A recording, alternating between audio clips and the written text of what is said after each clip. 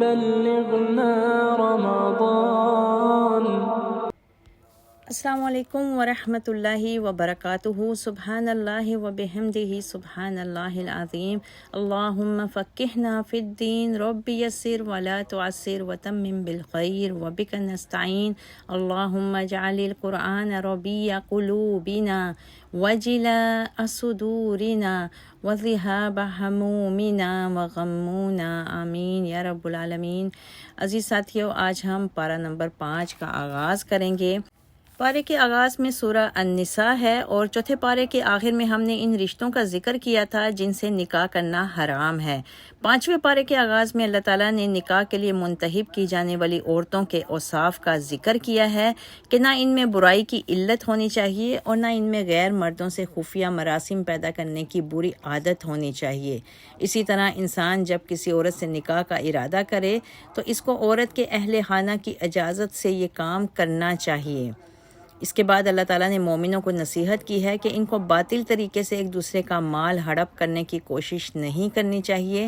مسلمانوں کو چاہیے کہ باہمی رضامندی سے ایک دوسرے کے ساتھ تجارت کیا کریں. اللہ تعالیٰ نے خودکشی کی شدید ترین مذمت کی ہے اس بارے میں اور ارشاد فرمایا ہے کہ اپنی جانوں کو قتل نہ کرو، اس لیے کہ اللہ تعالیٰ تم پر بہت زیادہ رحم فرمانے والا ہے، اور جو کوئی اس ظالم حرکت کا ارتکاب کرے گا اس کو آگ میں ڈالا جائے گا، اور اللہ کے لیے یہ کام کچھ بھی مشکل نہیں ہے. اللہ تعالیٰ نے اس بارے میں اپنے بندوں کو یہ خوشخبری بھی دی ہے کہ اگر وہ بڑے گناہوں سے بچ جائیں گے تو اللہ تعالیٰ ان کے چھوٹے گناہوں کو معاف فرما دے گا اور ان کو جنت میں داخل فرمائے گا. اس کے بعد اللہ تعالیٰ نے عورتوں پر مردوں کی برتری کے متعلق بتایا. اللہ تعالیٰ نے گھریلو سطح پر اختیارات کا تعین بھی فرما دیا کہ مرد عورتوں پر نگران کی حیثیت رکھتے ہیں. الرجال قوامون علی النساء.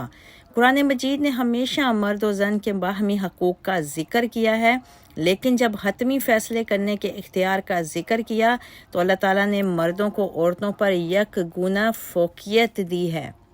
اس کی ایک وجہ تو مردوں کی قدرتی فضیلت ہے اور دوسری وجہ یہ ہے کہ عام طور پر گھروں کے اخراجات مردوں ہی کے ذمے ہوتے ہیں. اللہ تعالیٰ نے اس بارے میں والدین، قریبی اعزاء و اقارب، یتیموں، مسکینوں، قریبی ہمسایوں اور دور کے ہمسایوں سے بھی حسن سلوک کا حکم دیا ہے. آیت 41 میں رسول اللہ صلی اللہ علیہ وسلم کی گواہی کا ذکر کیا گیا ہے. اللہ تعالیٰ نے ارشاد فرمایا، کیا ہوگا وہ منظر جب ہم ہر امت میں سے ایک گواہ لائیں گے اور آپ کو اے رسول اللہ صلی اللہ علیہ وسلم ان سب پر گواہ لائیں گے. امام بخاری نے عبداللہ بن مسعود رضی اللہ تعالیٰ عنہ سے روایت بیان کی ہے کہ مجھے رسول اللہ صلی اللہ علیہ وسلم نے کہا کہ میں انہیں قرآن پڑھ کر سناؤں، تو میں نے کہا میں آپ کو سناؤں جبکہ قرآن آپ پر ہی نازل ہوا ہے. آپ نے کہا ہاں میں دوسروں سے قرآن سننا پسند کرتا ہوں. تو میں نے سورہ نساء کو پڑھنا شروع کیا یہاں تک کہ اس آیت پر پہنچا، کیا ہوگا وہ منظر جب ہم ہر امت میں سے ایک گواہ لائیں گے. آپ نے کہا اب بس کرو، تو میں نے دیکھا کہ آپ کی آنکھوں سے آنسو جاری تھے. اس کے بعد آیت 43 میں اللہ تعالیٰ نے قرآن مجید میں شراب کو بتدریج حرام کا حکم دیا. اللہ تعالیٰ نے فرمایا، اے ایمان والو، جب تم نشے کی حالت میں ہو تو نماز کے قریب نہ جاؤ. اس آیت کے شان نزول کے حوالے سے مروی ہے کہ عبد الرحمن بن عوف رضی اللہ تعالیٰ عنہ نے شراب حرام ہونے سے پہلے چند مہاجرین اور انصار صحابہ کو دعوت پر مدعو کیا. وہاں انہوں نے کھانا کھایا اور شراب پی لی. جب نماز کا وقت آیا تو عبد الرحمن بن عوف رضی اللہ تعالیٰ عنہ نے نماز پڑھائی. نشے کی وجہ سے آپ لا پڑھنا بھول گئے، جس سے آیتوں کا معنی بالکل بدل گیا. تو اللہ نے اس پر اس آیت کا نزول فرمایا. اس کے کچھ دنوں کے بعد سورۃ مائدہ میں اللہ تعالیٰ نے اس آیت کا بھی نزول فرما دیا، اے ایمان والو، بے شک شراب، جوا، بت اور پانسا ناپاک اور شیطانی کام ہیں، بس تم ان سے بچو کہ تم کامیاب ہو جاؤ. پھر اس کے بعد شراب ہمیشہ ہمیشہ کے لیے حرام قرار پا گئی. اس بارے میں اللہ تعالیٰ نے شرک کو سب سے بڑا گناہ قرار دیتے ہوئے کہا ہے کہ اللہ تعالیٰ شرک کے علاوہ ہر گناہ کو معاف کر سکتا ہے، لیکن وہ شرک کو کسی بھی طور پر معاف نہیں کرے گا. اس بارے میں اللہ تعالیٰ نے حسد کی بہت مذمت کرتے ہوئے کہا ہے کہ حسد کرنے والے لوگ در حقیقت اللہ کے فضل اور عطا سے حسد کرتے ہیں. اس کے بعد اللہ تعالیٰ نے حضرت ابراہیم علیہ السلام کی آل پر کیے جانے والے انعامات کا ذکر کیا کہ اللہ تعالیٰ نے اپنے فضل سے ابراہیم علیہ السلام کی آل کو نبوت اور حکومت سے نوازا تھا۔ اللہ تعالیٰ نے ان لوگوں کے انجام کا بھی ذکر کیا جو اللہ تعالیٰ کی آیات کو جھٹلاتے ہیں کہ ان کو آگ میں ڈالا جائے گا، اور جب آگ کی وجہ سے ان کی کھال جل جائے گی تو اللہ سبحانہ و تعالیٰ ان کو نئی کھال دے دے گا تاکہ ان کے عذاب میں تخفیف نہ ہو سکے۔ استغفر اللہ۔ اس کے بعد اللہ تعالیٰ امانت داری کی تلقین فرماتے ہوئے اللہ تعالیٰ نے حکم دیتا ہے کہ امانتیں ان کے اہل کے پاس پہنچا دو۔ امانتوں میں ہر قسم کی امانتیں چاہے اللہ کی ہوں یا بندوں کی سبھی شامل ہیں۔ رسول اللہ صلی اللہ علیہ وسلم کو اہل مکہ دشمنی کے باوجود امین کہتے تھے، اور جس دن آپ ہجرت فرما رہے تھے اس دن بھی کفار کی امانتیں آپ کے پاس تھیں، جن کو لوٹانے کی ذمہ داری آپ حضرت علی رضی اللہ تعالیٰ عنہ کے سپرد کر کے مدینہ روانہ ہوئے تھے۔ صحیح مسلم اور مسند احمد کی روایت کے مطابق جو دنیا میں امانتیں ادا نہیں کرے گا انہیں قیامت کے دن ادا کرے گا۔ بعض مفسرین کے مطابق اس آیت کا نزول کعبہ کے کلید بردار عثمان بن ابی طلحہ رضی اللہ تعالیٰ عنہ کے بارے میں ہوا۔ فتح مکہ کے موقع پر جب رسول اللہ صلی اللہ علیہ وسلم کعبہ کے پاس آئے تو عثمان رضی اللہ تعالیٰ عنہ کو بلا کر چابی لے لی اور کعبے کا دروازہ کھلوا کر داخل ہوئے، اور جب نکلے تو یہی آیت پڑھی اور چابی جناب عثمان بن ابی طلحہ رضی اللہ تعالیٰ عنہ کے حوالے کر دی۔ اس واقعے میں ہمیں سب کے لیے یہ سبق ہے کہ ہمیں کسی بھی صورت حقدار کے حق کو سلب نہیں کرنا چاہیے، اور جس کا استحقاق ہو اس کو اس کے حق سے محروم بھی نہیں کرنا چاہیے۔ اس کے بعد اللہ تعالیٰ نے ارشاد فرمایا کہ اے ایمان والو، اللہ کی اطاعت کرو اور رسول اللہ کی اطاعت کرو، اور اپنے میں سے اختیار والوں کی بھی۔ پھر اگر کسی معاملہ میں اختلاف ہو جائے تو اسے اللہ اور رسول کی طرف لوٹا دو۔ اس آیت سے ہمیں یہ پتہ چلتا ہے کہ اللہ تعالیٰ اور رسول اللہ صلی اللہ علیہ وسلم کی اطاعت لازمی ہے اور صاحب اختیار کی اطاعت بھی ہونی چاہیے، لیکن اگر تنازع کی صورت پیدا ہو جائے تو اللہ اور اس کے رسول صلی اللہ علیہ وسلم کی بات کو حرف آخر سمجھنا چاہیے۔ حضرت علی رضی اللہ تعالیٰ عنہ سے روایت بیان کی ہے کہ رسول اللہ صلی اللہ علیہ وسلم نے ایک انصاری صحابی کو قیادت میں ایک فوجی دستے کو بھیجا۔ دستے کے امیر کسی بات پر لوگوں سے ناراض ہو گئے تو انہوں نے آگ جلائی اور لوگوں کو اس میں کودنے کے لیے کہا۔ دستے کے ایک نوجوان نے لوگوں کو کہا کہ ہم لوگ رسول اللہ پر آگ سے بچنے کے لیے ایمان لائے ہیں، اس لیے ہم جلدی نہ کریں یہاں تک کہ رسول اللہ سے پوچھ لیں۔ جب انہوں نے واپس آ کر رسول اللہ صلی اللہ علیہ وسلم سے اس بارے میں پوچھا تو آپ نے کہا کہ اگر تم لوگ اس میں کود جاتے تو اس سے کبھی نہ نکلتے۔ امیر یا لیڈر کی اطاعت صرف بھلائی میں ہوتی ہے۔ یہاں سے ہمیں یہ بات بھی ثابت ہوتی ہے کہ اگر لیڈر یا حاکم قرآن و سنت کے خلاف یا عوام کے مفادات اور مصالح کے خلاف کوئی اقدامات کر رہا ہو تو اس کے ان ناجائز اقدامات کو قبول کرنا خلاف دین ہے۔ بعض لوگ ہر وقت حکمرانوں کی اطاعت کی تلقین کرتے ہیں، لیکن یہ بات ذہن نشین کرنی چاہیے کہ حکمرانوں کی اطاعت اور ان کی مدد نیکی اور بھلائی کے کاموں میں ہونی چاہیے، برائی اور نافرمانی کے کاموں میں ان کی اطاعت نہیں کی جا سکتی۔ اطاعت رسول صلی اللہ علیہ وسلم کی اہمیت کو واضح کرنے کے لیے اللہ تعالیٰ نے اس بارے میں یہ ارشاد فرما دیا کہ جو رسول اللہ صلی اللہ علیہ وسلم کی اطاعت کرتا ہے وہ در حقیقت اللہ تعالیٰ کی اطاعت کرتا ہے۔ اسی طرح اس بارے میں یہ بھی ارشاد فرمایا کہ جو لوگ اللہ اور اس کے رسول کی اطاعت کرتے ہیں وہ قیامت کے دن نبیوں، صدیقوں، شہیدوں اور صلحاء کے ہمراہ ہوں گے۔ الحمدللہ۔ آیت 93 میں اللہ تعالیٰ نے ارشاد فرمایا، اے ایمان والو، جب تم اللہ کے راستے میں سفر کر رہے ہو تو تحقیق کر لیا کرو، اور اگر کوئی تمہیں سلام کرے تو اسے یہ نہ کہو کہ تم مسلمان نہیں۔ تم دنیا کی زندگی کا سامان چاہتے ہو جبکہ اللہ کے پاس بہت سی غنیمتیں ہیں۔ پہلے تم بھی ایسے ہی تھے تو اللہ نے تم پر احسان کیا، اس لیے تحقیق کر لیا کرو، بے شک اللہ تمہارے کیے کی خبر رکھتا ہے۔ اس آیت کے حوالے سے امام ابن کثیر نے ایک واقعہ روایت کیا ہے کہ بنو سلیم کا ایک آدمی بکریاں چرایا کرتا تھا۔ بعض صحابہ اس کے پاس سے گزرے تو اس نے انہیں سلام کیا۔ صحابہ کرام نے کہا کہ یہ اپنی جان اور بکریاں بچانے کے لیے سلام کرتا ہے، چنانچہ اسے قتل کر دیا اور اس کی بکریاں لے کر بارگاہ رسالت مآب میں حاضر ہوئے تو اللہ نے اس آیت کا نزول فرما دیا۔ یہاں سے یہ بات ثابت ہوتی ہے کہ اسلام سلامتی کا مذہب ہے اور کسی پر بلا جواز شک کرنے کی اجازت نہیں دیتا اور ہر کسی کو امان دینے کی تلقین کرتا ہے۔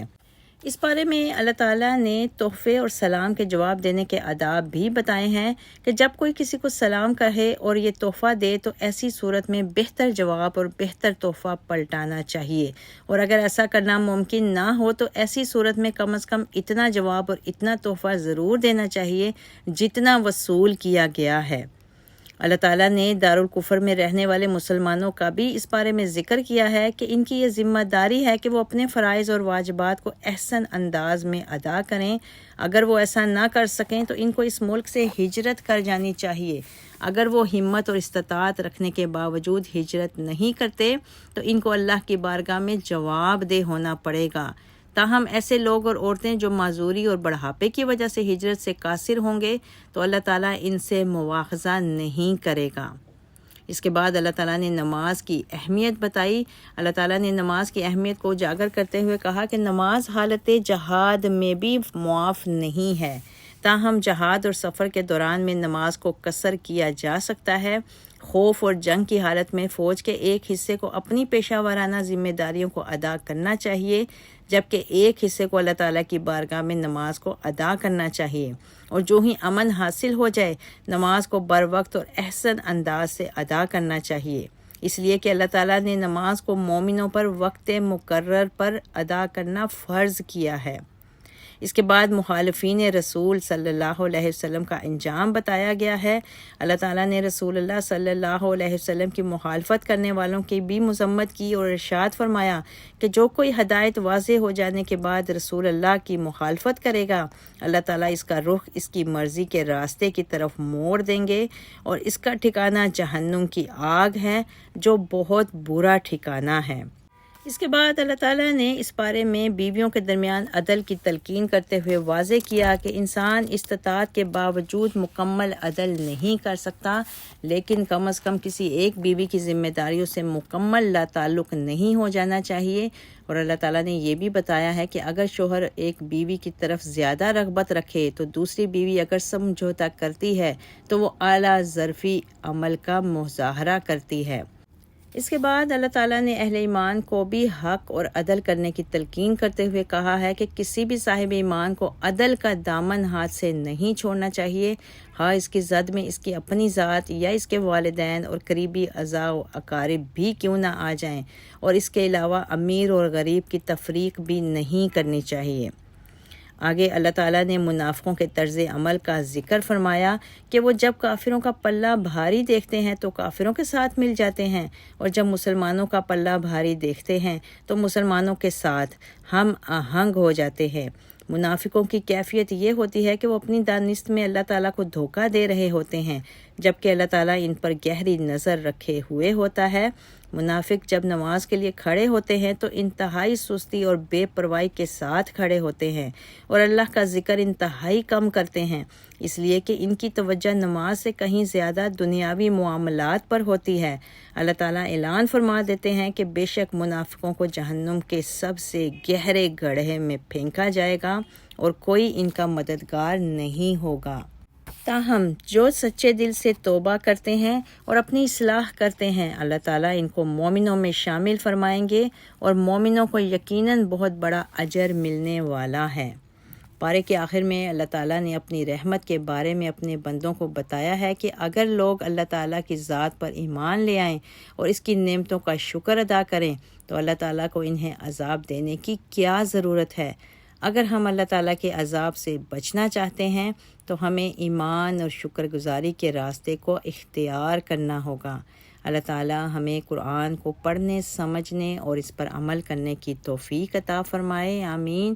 وآخر الدعوانا ان الحمد للہ رب العالمین، سبحان ربک رب العزۃ عما یصفون، والسلام علی المرسلین، والحمد للہ رب العالمین، وما علینا الا البلاغ۔ بارك لنا في صوم شهر رمضان، وأعنا فيه وفي غيره على الصيام والصلاة والقيام، وعلى تلاوة القرآن، وقطع عنا حزب الشيطان، وزحزحنا عن النيران، وأمن علينا بالتوبة والغفران والقبول والرضوان. اللهم وبلغنا رمضان، اللهم بلغنا رمضان، اللهم حبب إلينا الإيمان